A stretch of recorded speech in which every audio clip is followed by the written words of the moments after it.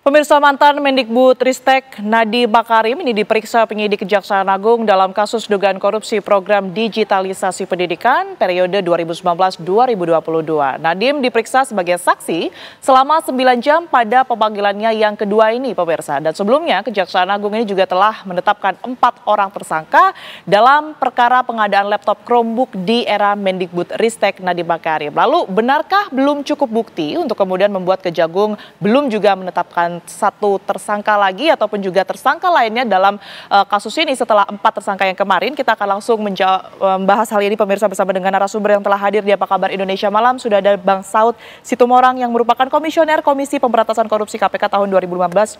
Selamat malam, Bang Saud. Selamat malam. Sehat ya, Bang ya? Yep.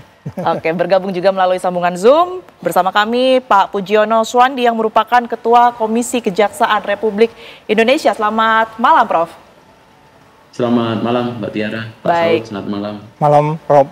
Bang Saud, saya izin ke Prof Puji terlebih dahulu. Prof Puji, ini sudah ada 4 orang tersangka yang kemudian ditetapkan oleh Kejaksaan Agung. Anda melihat dengan adanya pemeriksaan Nadiem Makarim yang saat ini masih terus berlangsung, ini bagaimana kinerja dari Kejaksaan Agung dan juga keputusan dari Kejagung sendiri? Kita apresiasi tapi masih koma ya. Jadi dengan kemudian ditetapkan 4 tersangka, 3 tersangka sudah ditahan, yakni Direktur Dasar dan Usia Dini, terus kemudian Direktur Menengah, sama itu ditahan di Rutan, sama satu lagi Ibrahim karena penyakit jantung kronis, kemudian ditahanan kota. Jadi kita apresiasi tapi masih koma-komanya ya, karena satu, kita masih menunggu upaya yang dilakukan oleh Kejaksaan Agung untuk menghadirkan juristan, karena kalau kita lihat juristan ini saksi kunci untuk kemudian membuka kasus ini lebih ke atas ya, artinya lebih ke atas, karena kan kalau kita lihat ke atas kan daya backup segala macamnya kan tentu lebih kuat. Kejaksaan Agung kita juga sudah tadi tanyakan ketika kemudian untuk menetapkan seseorang menjadi tersangka dalam konteks ini yang ke atas, itu kan harus mendapatkan alat bukti minimal 2 yang cukupnya itu bulat gitu. Tidak bisa kemudian cukupnya itu hanya 80 atau apalagi 70%. Nah, oleh karena itu kalau kemudian ini sudah paripurna, tentu dengan menggunakan asas praduga tak bersalah juga, kalau kemudian 2 alat bukti ini kemudian cukup, ya saksi kuncinya salah satu yang paling vital adalah CT ini, juristan ini, yang konon kabarnya ternyata ada di Amerika. Dulu Australia, sekarang sudah berpindah ke Amerika. Dan kita mendapat kabar juga dia sudah memiliki 2 paspor ya. Ya, 4 orang tersangka sudah ditetapkan. Ini apakah masih kurang kemudian juga data-data yang diperlukan, Prof? Gimana? 4 orang tersangka ini sudah ditetapkan, apalagi yang kemudian ini masih kurang berkaitan dengan data-data mungkin dan juga pemeriksaan Nadiem Makarim yang sudah berlangsung begitu, apakah juga dari pihak Kejaksaan Agung ini masih belum mendapatkan simpulan juga? Ya, kalau tadi kan kita langsung kemudian juga mengkonfirmasi ya kepada Pak Jampitsus ini, kenapa kemudian kan harapan publik kan tentu tidak berhenti di 4 orang ini. Nah, harapan publik tidak hanya berhenti di 4 orang ini, ada yang kita berharapkan bisa, ya harapan publik itu bisa ke atas lah ya, ke atas nama-nama yang saat ini sering disebut-sebut. Nah, dari yang kita dapat hasil konfirmasi itu adalah dibutuhkan alat bukti yang lebih bulat gitu. Nah, selama ini alat buktinya belum terlalu bulat sehingga belum kemudian yang bersangkutan belum terlalu mengarah untuk kemudian ditetapkan menjadi tersangka sehingga masih jadi saksi. Nah, harapan kita adalah, karena kan kalau kita lihat cara berpikir dan konstruksi kasus ini kan sebenarnya sudah jelas ya. Secara kasat mata ya, kita tidak melihat alat bukti terlebih dahulu. Kan ada mulai dari yang bersangkutan sebelum jadi menteri kan sudah ada grup WA-nya, terus kemudian bagaimana mengarahkan itu sudah dilakukan. Nah, tinggal kemudian kan yang dibutuhkan sekarang adalah pemenuhan 2 alat bukti yang benar-benar bulat sehingga kemudian tidak mendapatkan halangan yang berarti ketika kemudian pembuktian di persidangan. Baik, saya ke Bang Saud. Bang Saud, sudah ada 4 tersangka yang kemudian ditetapkan. Kemudian juga mantan Menteri Mendikbudristek ini sudah diperiksa begitu ya. Apakah Anda melihat ini sebagai pintu masuk untuk diungkapnya aktor intelektual mungkin sebagai pengambil keputusan atau bahkan selevel menteri di sini? Ya, pertama mungkin karena saya sering bicara ini di TV One gitu sama profesor aja kalau nggak salah 2-3 kali. Ya saya disamperin sama orang-orang, Bang Saud, itu barang yang dikasih ke sekolah saya itu sekarang kami simpen di gudang katanya gitu. Okay. Ini perlu diklarifikasi ya, tapi saya anggap orang itu tidak bohong sama saya. Tetapi artinya gini, ini kalau gini artinya total loss ini, artinya yang dibeli itu nggak ada gunanya. Loh kenapa? Nggak bisa Pak, kita mau gunakan apa? Katanya aplikasinya aja terbatas, dia bilang gitu. Jadi artinya selain ada pembelian yang tidak bisa digunakan, ternyata ada isu korupsi di dalamnya gitu. Nah pertanyaannya adalah, pertanyaan kembali lagi, saya pribadi kan bukan penyidik, saya hanya expose teman-teman aja ya, bahwa ada kata yang mengatakan quote and quote pengaturan, pengkondisian, merubah dari operating system yang satu ke operating system yang lain. Itu kan sebenarnya udah menunjukkan ada perbuatan seseorang dalam hal ini di level yang paling tinggi. Tetapi kemudian kalaupun teman-teman katakanlah penyidik masih perlu keyakinan, kalau saya sih melihat dari dari sekali lagi saya harus jelaskan sumber informasi ke saya terbuka, tidak pernah bahkan saya bertanya ke manapun kepada siapapun, saya hanya belajar dari sense saya gitu ya. Saya pikir tidak mesti harus 20 pertanyaan yang saya ajukan, sebenarnya saya sudah bisa memastikan bahwa menterinya harus bertanggung jawab. Iya, nggak mesti sampai 20 pertanyaan sebenarnya. Karena sudah kelihatan dari proses penyelidikan aja teman-teman di kejaksaan itu pasti udah tahu lah. Mereka penyidik-penyidik udah berpengalaman, penyidik senior. Artinya gini, mereka sudah dari penyelidikan itu udah ketahui siapa berbuat apa dan kemudian berapa kerugiannya, apakah kita kenakan subsidiarnya atau primernya pasal 1, pasal 2, pasal 3. Mereka udah tahu. Jadi matter of strategi mungkin. Jadi kalau Bang Saud melihat, sekalipun memang sebenarnya bisa ya dalam satu kali pemeriksaan ini tidak harus 20 pertanyaan begitu yang diajukan, ini penyidik itu juga pikiran bisa saya loh ya, logik saya, karena kan saya 4 tahun di KPK itu juga kan penyidik dan penuntut, jadi begitu ngelihat orang tuh rasanya pengen nuntut terus gitu. Jadi maksudnya sudah bisa ada simpulan yang kemudian sebenarnya ditangkap dalam oleh pikiran pihak saya, penyidik dalam gitu pikiran saya dan ini kan kita bicara pattern, paternalistik, nggak ada seseorang anak buah itu mutusin sendiri, itu nggak ada di mana-mana. Harusnya sudah cukup begitu. Bagaimana Prof Puji Anda menanggapinya? Jangan paksa Prof Puji untuk menjawab. Dalam beberapa fakta ya, saya kan basisnya juga perguruan tinggi ya, jadi kita juga tahu dulu ketika di kampus itu bagaimana peran staf sus itu ternyata memiliki peran yang lebih tinggi daripada dirjen. Di dalam beberapa hal staf sus bisa potong kompas kepada direktur langsung, dan itu yang kita lihat kan, staf sus langsung bisa memerintahkan potong kompas langsung pada direktur. Nah, kenapa staf sus bisa potong kompas pada direktur? Karena dia bawa perbowo lah bahasanya ya.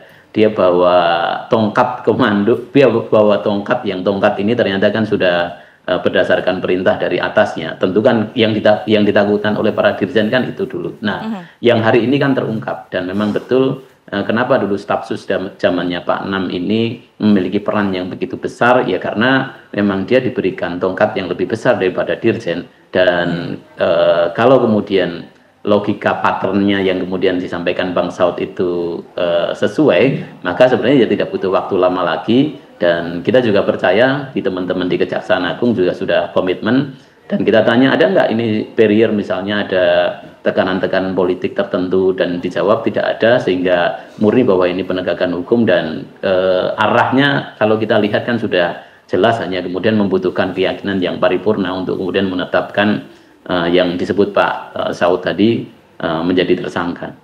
Oke, baik. Kita tentunya akan terus membahas ya bagaimana kemudian ini kelanjutan kasus ini, karena memang publik juga menyorot karena kerugiannya juga nggak main-main begitu ya Bang Saud dan juga Prof Puji. Kami jeda terlebih dahulu. Apa kabar Indonesia Malam masih akan kembali untuk Anda sesaat lagi.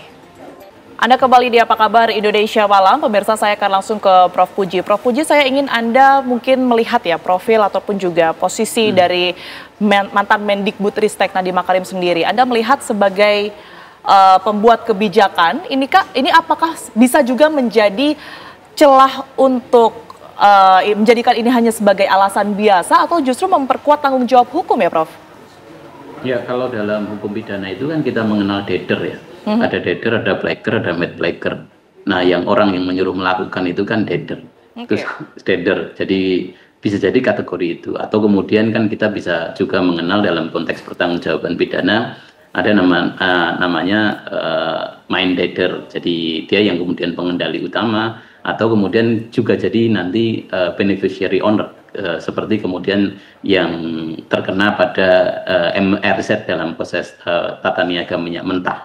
Nah, ini yang kemudian kan juga bisa mengarah kalau bayangan kita, hitung-hitungan kita bisa kemudian pilihan-pilihan itu bisa dilakukan, dan angka 9,9 triliun itu tentu kan tidak bisa dilakukan sendirian, apalagi hanya seorang staf sus terus kemudian bersama dengan dua direktur dan kemudian ada konsultan lagi. Pasti ada yang kemudian melatar belakangi keberanian untuk mengambil putusan-putusan itu. Nah, kalau kemudian kita tarik itu ke atas, tentu ada yang paling bertanggung jawab, dan dalam kementerian yang paling bertanggung jawab itu adalah menteri. Makanya tepuk tangan berikutnya, atau kemudian ya sekarang ini kita berikan jempol 2 kepada kejaksaan atas kemudian kesigapan untuk kemudian segera menetapkan 4 tersangka ini. Tapi 2 jempol berikutnya akan kita berikan ketika kemudian kasus ini sampai kemudian terang benderang, sampai ya akhirnya siapa yang bertanggung jawab atau paling bertanggung jawab ini kemudian bisa ditetapkan sebagai tersangka. Dan arah harapan publik yang kita baca dan masukkan ke teman-teman komisioner di kejaksaan, komisi kejaksaan itu juga menginginkan demikian. Oke, baik. Saya ke Bang Saud. Bang Saud, Anda sendiri melihatnya seperti apa? Posisi sebagai pengambil kebijakan begitu ya, apakah ini juga bisa sebagai celah pembenarankah? Atau justru seharusnya fokusnya di menterinya dulu nih? Iya, lagi-lagi kan hukum itu logika, nalar, argumentasi, diskurs, perdebatan.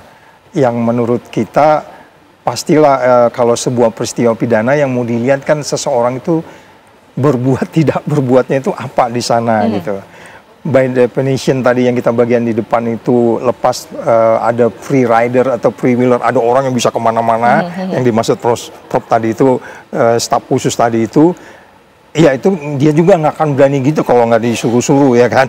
Nah, makanya kembali lagi nanti kan keyakinan saya sih teman-teman di penyidik itu udah kelihatan perbuatannya, dia ngomong apa, merintahkan apa. Kalau di dalam expose itu kan ada mengatakan melakukan perubahan. Kemudian nanti saksi ahli LKPP atau pengadaan barang juga bisa ngelihat kenapa berubah dari satu operating system ke operating system yang lain. Terus kemudian kenapa barang jadi tidak terguna sama sekali. Itu kan harus pertanggungjawaban. Nggak sesederhana itu dong kalau bilang, oh saya nggak tahu, saya nggak pernah belajar digital. Ya nggak mungkin juga alumni Harvard nggak ngerti digital gitu kan. Jadi maksud saya, ini semua kan logika-logika nalar kita yang bisa kita jawab dengan common sense kita, sangat sederhana itu. Makanya di bagian depan saya bilang nggak mesti harus nanya sampai 20 pertanyaan. Sebenarnya teman-teman di penuntut dan penyidik di kejaksaan mereka udah paham lah itu, Mbak. Tinggal kita tunggu aja. Dan jangan lupa di beberapa tempat saya mengatakan memberantas korupsi itu yang paling penting adalah sustainability-nya. Jadi kalau ini digenjot begini, kemudian keadilannya tidak datang, ya kan, terus kemudian tidak pasti, tidak bermanfaat, nanti serangan baliknya ini akan lebih sulit gitu. Mimpi Prabowo lagi kita kan tumbuh ekonomi 8%. Oke, baik. Bang Saud, kalau Anda melihat dari secara keseluruhan dalam kasus ini begitu ya, Anda melihat adanya pola umum di sini yang menempatkan pejabat kebal hukum atas pemeriksaan keseluruhan, baik itu mungkin di level rendah, mungkin sampai ke level menteri. Saya harus bisa menyimpulkan bahwa indeks persepsi korupsi yang 37 saat itu, yang dari 40 topnya waktu itu, yang kemudian undang-undang KPK jadi turun ke 37, itu kan salah satunya ada satu lembaga yang khusus menilai Indonesia itu benar nggak sih dalam menata persaingan. Itu kita dapatnya di bawah 40 kan, cara kita menata persaingan. Cara kita melaksanakan demokrasi. Cara melaksanakan demokrasi sangat taib juga kalau kita bilang di kementerian ada peristiwa korupsi itu nggak ada kaitan biaya politik yang tinggi. Kita tahu penempatan menteri itu kayak gimana, termasuk penempatan staf susnya dan seterusnya. Nggak usah malu-malu lah, kita harus buka dong semuanya. Kita buka di meja, kita jelasin semua biaya politik yang tinggi itu menjadi seperti apa.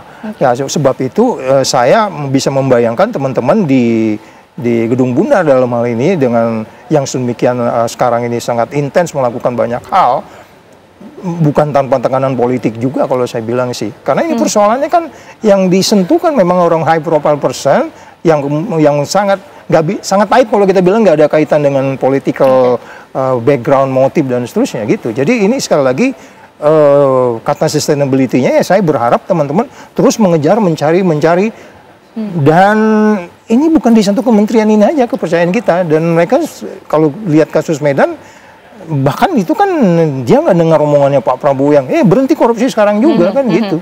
Ini kan kita tinggal nunggu Pak Prabowo di mana tuh pulau yang dia bilang akan dikelilingi ikan hiu itu kan. Itu janjinya Pak Prabowo kan. Itu kemudian disimpan di sana mereka. Baik, Bang Saud, tadi sempat disinggung juga ya oleh dari Komjak begitu, menyebut bahwa ini sebenarnya perlu juga ada penelusuran dari WhatsApp, mungkin percakapan-percakapan, bahkan perencanaan-perencanaan yang mungkin bisa terjadi sejak lama. Anda melihatnya seperti apa? Oh ya, itu sangat bukti-bukti itu sangat common, dan kalau kita bilang kemarin mereka ada menggeledah seperti itu juga pasti mereka bisa menemukan. Kalaupun itu umpamanya udah dihapus, itu masih bisa dimunculkan lagi kok. Mereka punya teknik untuk melihat itu. Apalagi kalau kita masih kalaupun punya katakanlah dia diganti HP-nya menjadi HP yang baru, itu Telkom itu masih punya catatan kok, sel lognya itu di tanggal sekian jam sekian orang ini berada di mana, itu aja bisa kita lihat kok. Kenapa mereka berada di sel yang sama aja, terus dia bantah juga, itu teman-teman tuh pasti lebih tahu tentang itu. Dan itu sebabnya saya pikir ya teknologi harus digunakan untuk itu, dan percaya saja bahwa kalau dari sisi teknologi, jejak digital itu mungkin dengan gampang kita bisa mengatakan gampang dihapus. Tapi jejak digital juga nggak gampang segampang kita menghapus program di WhatsApp kita, nggak. Baik, saya ke Prof. Puji, singkat saja mungkin Prof, apa dorongan dari Komjak untuk teman-teman yang ada di Kejagung begitu ya, jika memang ini nantinya bisa jadi berhenti hanya di level teknis saja begitu, bagaimana memastikan independensi dari Kejagung sendiri?